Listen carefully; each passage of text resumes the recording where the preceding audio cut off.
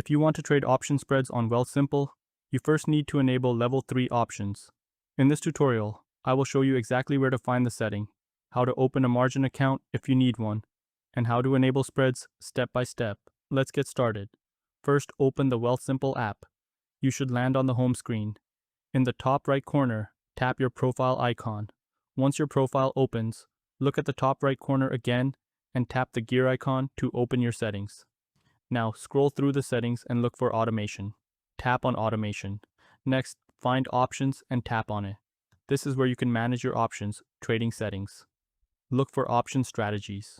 Here, you will see the different options levels available on your account. Level 3 is called spreads. If you see an enable margin button, that means you do not have a margin account set up yet. You will need a margin account before you can enable level 3 options. So, tap enable margin. Wealthsimple will now take you through the process of opening a margin account. You will see a few screens explaining how the margin account works and the risks involved. Read through these carefully and follow the prompts to complete the application. Once your margin account has been opened, go back to your option settings. Find spreads again, and this time, you should see an option to turn it on. Tap the turn on button. Wealthsimple will then ask about your trading experience. Enter your experience based on your actual trading history. Do not exaggerate your experience just to get access to a higher options level. Wealthsimple uses this information when determining which strategies are appropriate for your account. Depending on your answers, Wealthsimple may also recommend that you go through some educational material before enabling spreads.